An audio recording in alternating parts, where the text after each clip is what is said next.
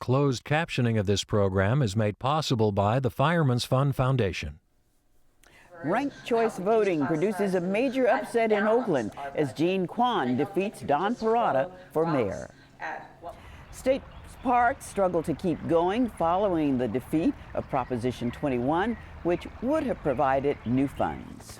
San Francisco could be host to the next America's Cup, but last year's winner, Oracle CEO Larry Ellison, and the San Francisco Giants are fighting over the plans for the ceiling race.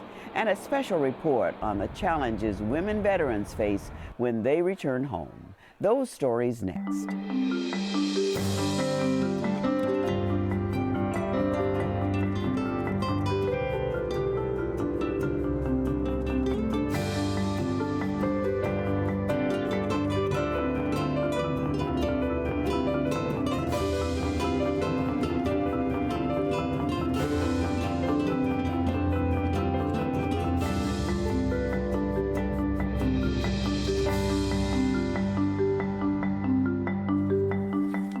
Good evening and welcome to This Week in Northern California. I'm Belva Davis. And joining me tonight on our news panel are Tom Bakar, consumer editor for KTVU News, and Paul Rogers, environment writer with the San Jose Mercury News, and Amy Allison, publisher for OaklandScene.com. And Amy, we'll start with you because a few weeks back on this program you said if the ground game was what it was supposed to be, Oakland would be in for a surprise in terms of Jean Quan's fortunes. So what was the game? Well, you know, ranked choice voting was the first time that Oakland voters actually used ranked choice voters to pick mayor. Alameda County finally implemented it, and it really did change the political game. I said the ground game was going to be the determining factor because Jean Quan ultimately, as a candidate, emphasized actually going door to door. And when she went door to door, she and her volunteers, they not only asked for first choice, rank, but second and third. They weren't shy about that. The same went for Rebecca Kaplan. Don Parada, in contrast, campaigned very differently. His campaign was dominated by mailers that cost a lot of money, instead of this kind of ground game that asked for, hey, if I don't get your first rank vote, give me second or third. So it was really, the surprise was not that surprising when you look at the fact that ranked choice voting changes the game. It changes it less from a core base because Don Parada got the most first choice votes, but he didn't have a broad-based coalition. And the fact of the matter is Jean Quan and her ground game really did make that coalition strong. We want to be sure that people understand when you say first, second, and third, you don't mean for the same person. You mean for a first person, a second person, and a third person? Right. Isn't that interesting? Ranked choice voting is a relatively new form of voting for America, particularly in cities. And so a lot of counties don't use that, cities and counties across the country. Alameda County is one of the early adopters. So the results of the election that have people confused is the initial reports that Don Parada, when they first calculated the votes, got a majority, 34% of the first rank. But in the ranked choice voting, everyone can rank up to 3 candidates out of the 10 that ran, but everyone gets 1 vote. Ultimately, you get 1 vote.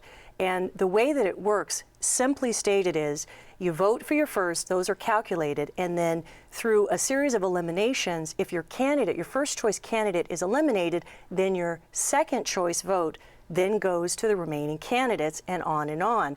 And what we saw is in the last rounds, when it was just Don Parada, Jean Quan, and Rebecca Kaplan, that because Rebecca Kaplan had encouraged her supporters to rank Jean Quan as second or third, 18,000 votes, 3/4 of the votes, went to Jean Quan, pushing her over the top. The question, though, I would have is, if there would have been a traditional runoff, if they had not done this, I'm pretty certain that Don Parada would have probably won the second in the runoff. You know why I agree with you? Because traditional runoffs require raising a lot of money. And Don Parada had deep pockets and supporters with a lot of money, and he was running a very expensive campaign. I think by the end of the campaign, with just 2 weeks remaining, he had raised and spent $669,000, totally dwarfing the other candidates. If this had been a traditional runoff, yes, money would have worked. But in this case, the political game was changed because just putting more money into the campaign doesn't guarantee a victory with ranked choice. So there was a reason that Don Parada... It doesn't guarantee a victory with any choice. That Meg Whitman would be governor if the most money won the gubernatorial race. I think the thing that a lot of people who don't live in Alameda are confused about is that one person was the first choice of 40,000 voters, another person was the first choice of 29,000 voters, and the person who was first choice of 40,000 voters lost the election. To say that the first choice lost the election is a misnomer, though. But Don Parada had the most first ranked choice, but he didn't have the most votes. And in ranked choice voting, it's still one person, one vote. And ultimately, even if you, in this type of election, even if you win by one vote, you still win.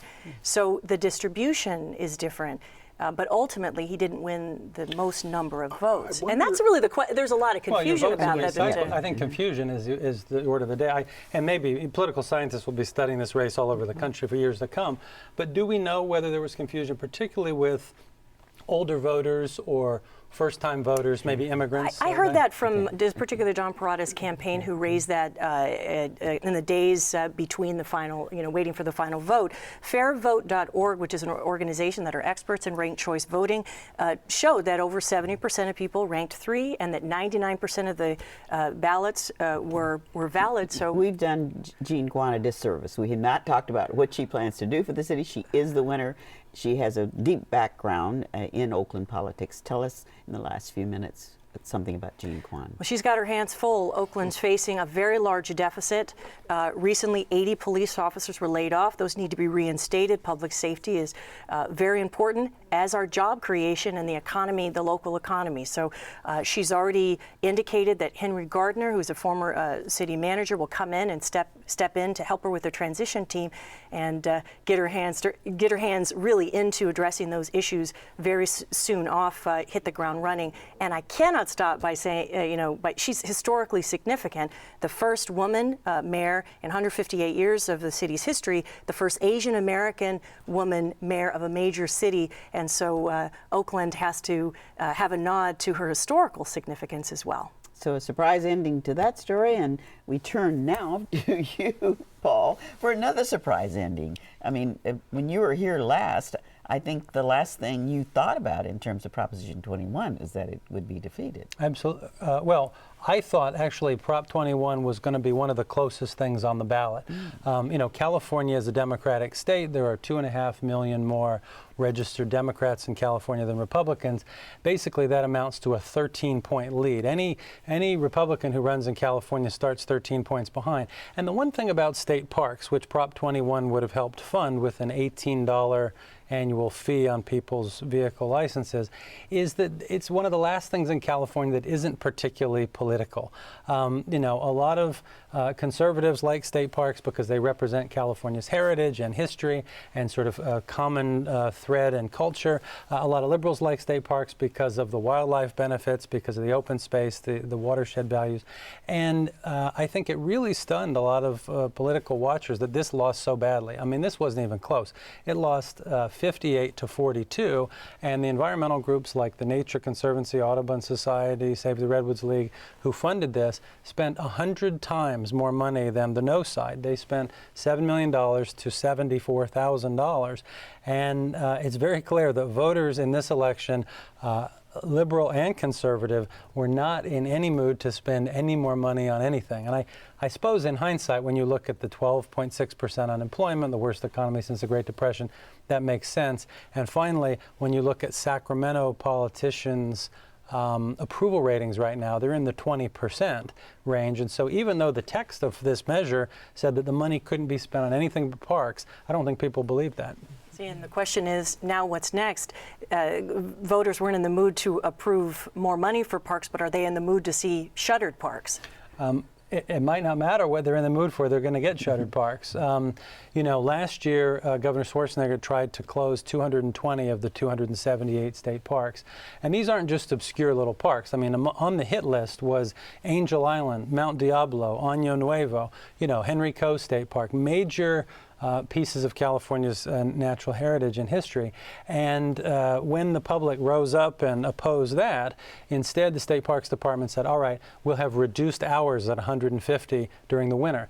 Well, guess what? This week the winter season started. I was driving on Wednesday up Highway 1 in San Mateo County, and there were several state beaches that were padlocked. So it's already begun. And, with the $25 billion deficit that we just learned about this week for the state that Jerry Brown's going to be facing, I can't imagine that any new money is going to state parks from state government. There are going to be more cuts and potentially more closures. What I worry about is not even so much the shuttering as the wholesale ripping off of these parks, people going in there doing damage, taking things, a lot of metal in there that people might want for scrap. There's a lot of relics and artifacts and all kinds of things that are worth stealing. I hate to say that, but it's the truth. Is there any plan to deal with this so that we don't have a rape of the parks because they're just not being looked after? We're already getting some of that. I mean, a lot of these parks, particularly ones near urban areas that are fairly large, like a Henry Coe in Santa Clara County, they have been infiltrated, if you will, by armed Mexican marijuana gangs who have had a harder time smuggling pot across the border as the border security's gone up. And so they're growing marijuana in these parks. Hikers are running across it. These guys have guns.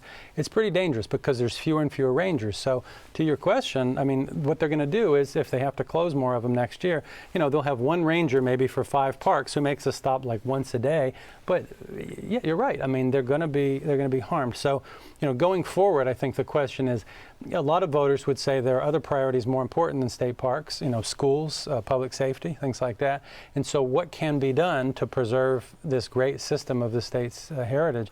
And there are a lot of ideas, corporate sponsorship, a voluntary checkoff box. Maybe you put a voluntary box for people's DMV registration, and then after a while you move it and make it opt out, where you automatically get charged unless someone opts out, which is what they do in Washington State. So not a bright future for parks. No. Fees are already up and going up and will probably go up more. Yeah, we're going to see higher entrance fees and less for it. I mean, I wish there was some good news this week on this, but there's not. Okay, let's turn to some news, though. The news of giants, I'll call this. And that, of course, is because there is the battle over who can be more powerful. The Giants, the team that we just all reveled in their victory, or Larry Ellison, the father of the decision on whether San Francisco gets the America's Cup. It's a heck of a thing when you have to start to say, let's let cooler heads prevail, because you got some very big egos that are involved in this. But let me go to another big ego, but a guy who I have a lot of respect for because he really understands that, and it's Willie Brown. Mm-hmm. Willie Brown says that if we get the America's Cup, this is absolutely equivalent of getting not 1 but 3 Super Bowls. He says for the investment that you make, we should probably get $300 to $500 million a year for 3 years out of this thing.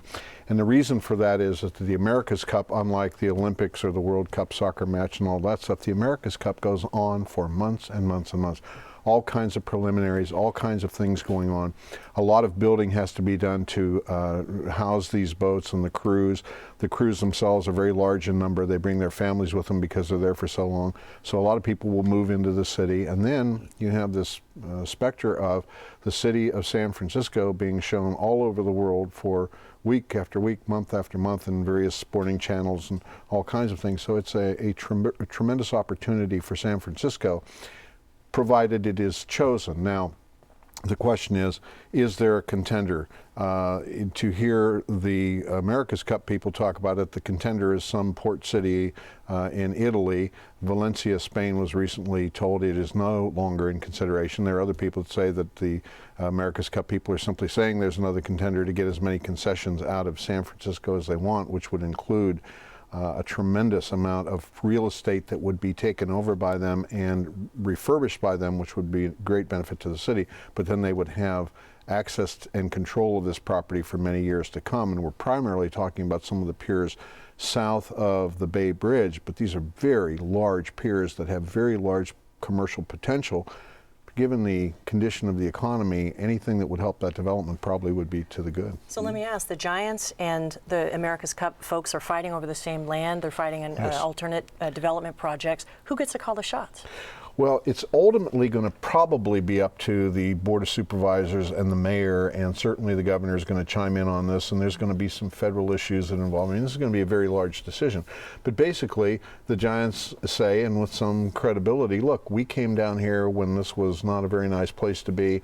We really have started, you know, a lot of the real rebirth of South of Market and all of that stuff, and that's all true. On the other hand, what Ellison brings to this is an enormous opportunity to do some development on a very large scale and very rapidly, because remember, this thing is going to happen very, very quickly in terms of 2 or 3 years down the road. So there are two very good arguments to be made. Now, if these two parties could get together and figure out how they're going to do this thing, the ultimate beneficiary would be the Bay Area. The ringmaster in this, though, is another star, and that's the mayor of this city, who has been working on trying to make this a reality, bringing the America's Cup. Yeah, and there are a lot of people that feel that this is good, and the Board of Supervisors overwhelmingly seem to be in favor of this. Now, there are some exceptions to that, Chris Daley being one, but Chris Daley will shortly be gone.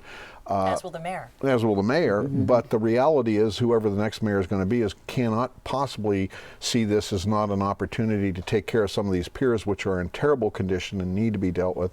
So as a result, there's a lot of stuff going on. But what are we talking about? We're talking about probably 9,000 to 12,000 jobs that would be created by the America's Cup. We're talking about $1.4 to $1.9 billion and 2.6 million additional visitors coming to San Francisco on top of the bunch that we already have. Are they asking for public money at all?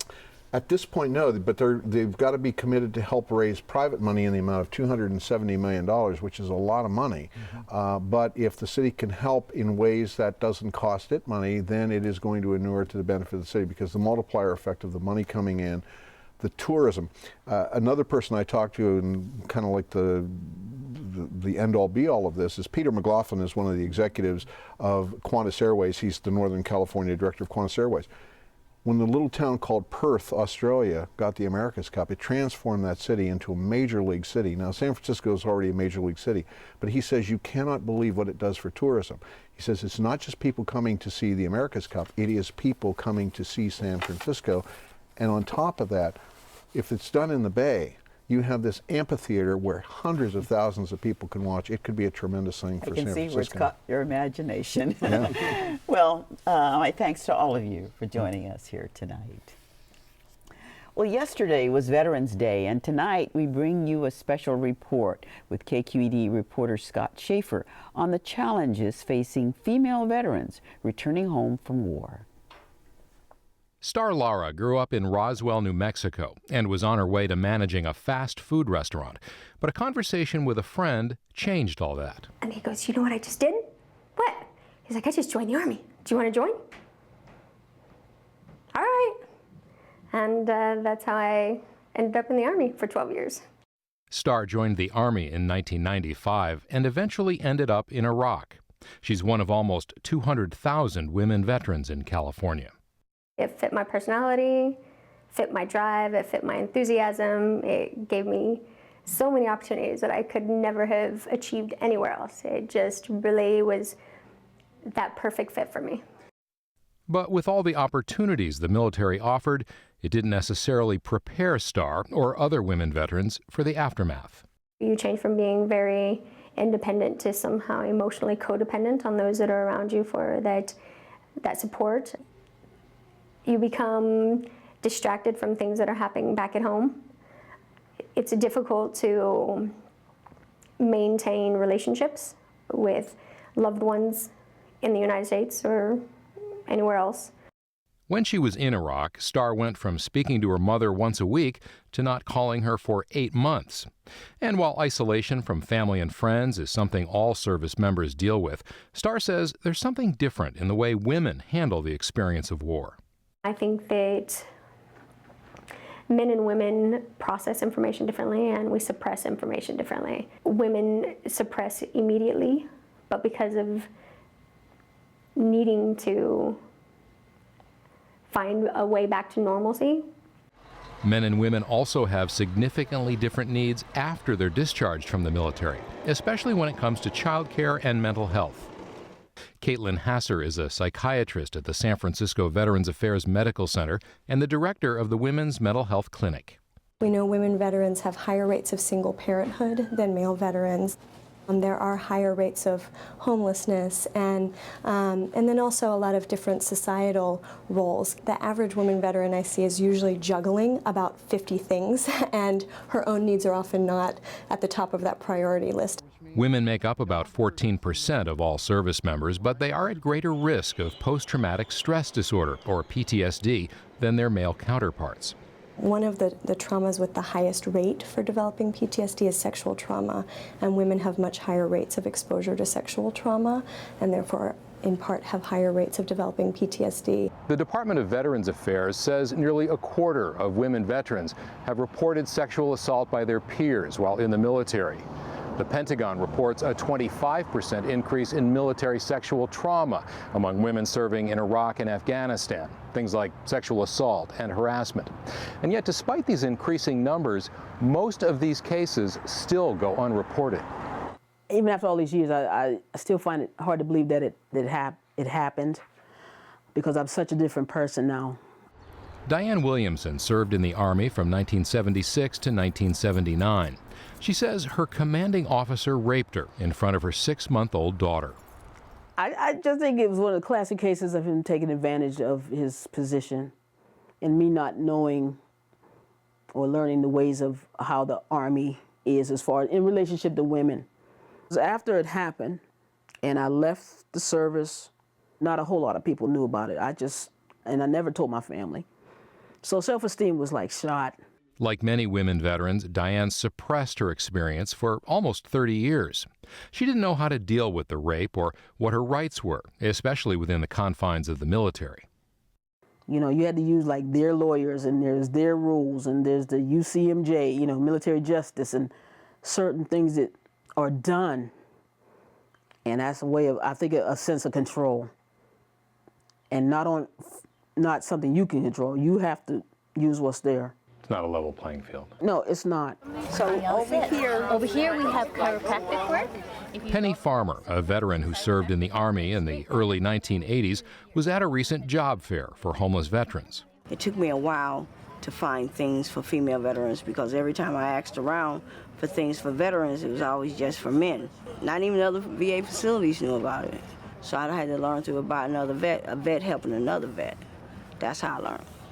And when women find their way to resources like the Department of Veterans Affairs, more obstacles are often in their way. It can be very triggering to come to the VA for a woman who has experienced sexual trauma. This is in part because the VA is a reminder of the military where the sexual trauma occurred. It's in part because it's still a very male-dominated environment. The VA has also created a national military sexual trauma support team to do staff outreach and education and advocate for patients. But other practical issues women veterans deal with still might prevent them from getting the help they need. How can you tend to your emotional needs if your physical needs are not met? You have to have your physical needs met. And, you know, to be able to feed the children, to be able to have an opportunity for, you know, safety and just well-being, to where that they don't have to worry about being homeless or having their children in an environment where it's unsafe and unhealthy for them. Well, I think the VA unfortunately hasn't had the best reputation in the past for caring for women veterans, and I think we are intent to change that. Cheryl Winnell is the women's program manager at the VA Medical Center in San Francisco. In the next 15 years or so, the number of women veterans in general will be doubling, even though the number of male veterans will actually be decreasing. The Women's Clinic is trying to address physical and mental health needs with internal medicine specialists, social workers, and psychiatrists, all in one clinic, while trying to remove some of the barriers that have stopped women from getting health care in the past. 20 years ago, they would be in a position where they might be sitting alone in a waiting room, and with a waiting room full of men, as opposed to now they have a special clinic dedicated to them, they have special services, special groups that are dedicated to them. And nonprofits like Swords to Plowshares, where Star Lara works, help veterans like Diane get back on their feet. So what would you tell women who are active duty or just got out, veterans who, might have had a similar experience? I would probably tell them to use all of available resources that you have. Please don't be afraid to speak out. I would like to see it become a process of giving back. So to reach the female veterans, give them that hand up and put them in a position to where they can turn around and do the same, not only to female veterans, but all veterans. That would be my passion, to see us all as a community of veterans helping veterans.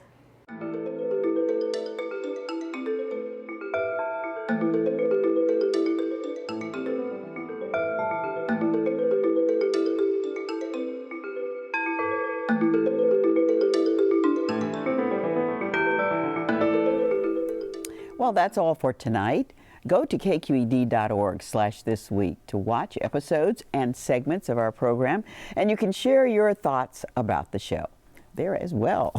Thank you for watching. I'm Belva Davis. Good night.